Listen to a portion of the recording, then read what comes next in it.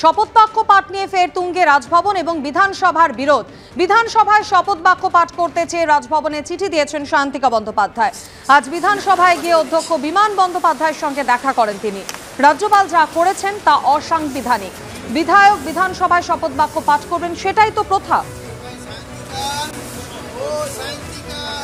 শপথ গ্রহণে বিধানসভার সবচেয়ে গুরুত্বপূর্ণ ভূমিকা, যেহেতু যিনি নির্বাচিত হয়েছেন তিনি বিধানসভার সদস্য হবেন, তিনি তো রাজভবনের সদস্য হবেন না। রাজ্যপাল কেন এটা বুঝতে চাচ্ছেন আমার মাথায় ঢুকছে। আমার কাছে এখনো পর্যন্ত কোনো সংবাদ আসেনি যে কে কবে ভোট নিচ্ছেন না নিচ্ছে। আমরা সাংবাদিকদের মাধ্যমে এবং আজকে সায়ন্তিকা এসছে, সায়ন্তিকাও আমাকে জানালো, ওকে চিঠি দিয়েছে। রাজ্য ভবনে যাবেন কি যাবেন ওটা ওর ব্যক্তিগত ব্যাপার, তবে আমাদের বিধানসভাকে এখনও ইনভলভ করা হয়নি। আমি এখনও রাজ্যপালকে অনুরোধ করব যে যদি আপনাকে শপথ দিতে হয় আপনি দয়া করে বিধানসভায় আসুন, আপনি শপথ বাক্য পাঠ করান। কামদুনির প্রতিবাদে টুম্পা কয়ালের স্বামীকে মারধরের অভিযোগ। টুম্পা কয়ালের স্বামীকে মারধরের অভিযোগ উঠল শাসক দলের বিরুদ্ধে। নিউ টাউনে তৃণমূলের বিজয় মিছিল থেকে তাকে হামলা করা হয়, এমনটাই অভিযোগ। হাতিশালা তৃণমূল নেতা রাজু নস্করের নেতৃত্বে এই হামলা চালানো হয় বলে অভিযোগ করেছেন তিনি।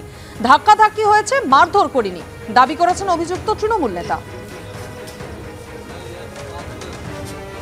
আমার স্বামী যখন অভিযোগ জানায় সেই সময়টায় ওর অভিযোগ জানানোর মতো ক্ষমতা ওর ছিল না, কারণ ওর মুখ দিয়ে কথাও বলতে পারছিল না। ওর অবস্থা এত খারাপ হয়ে গেছিলো, ওর নিজের জায়গায় নিজেও ছিল না, ঠিক ছিল না। এবং ওর দৃশ্য দেখে আমারও মাথার জায়গায় মাথা ছিল না।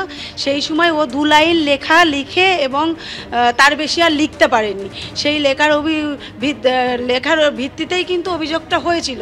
কিন্তু আমি যখন লেখাটা দেখেছিলাম ওই লেখাতে যে যারা অভিযুক্ত, যে 10 জনের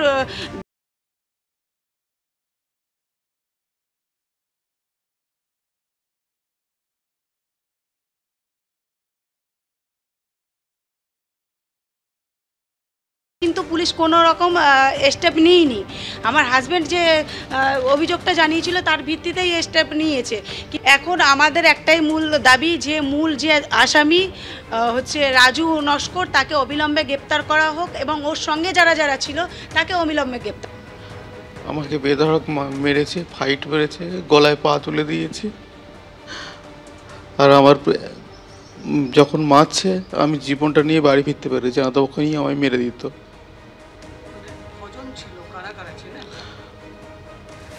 আমি রাজুকে চিনতে পেরেছি, তারপরে কারা ছিল আমি চিনতে পারিনি। আপনার উপর এই যে হামলা চালানো হলো, কেন, কারণ কি? কারণ একটা হচ্ছে যে আমার ওয়াইফ যে প্রতিবাদ করে, অনেকেই টিটকারি মারে, বলে শায়েস্তা করতে পারে না, আর একটা ইস্যু পেয়েছে আমাকে ধরে মেরেছে।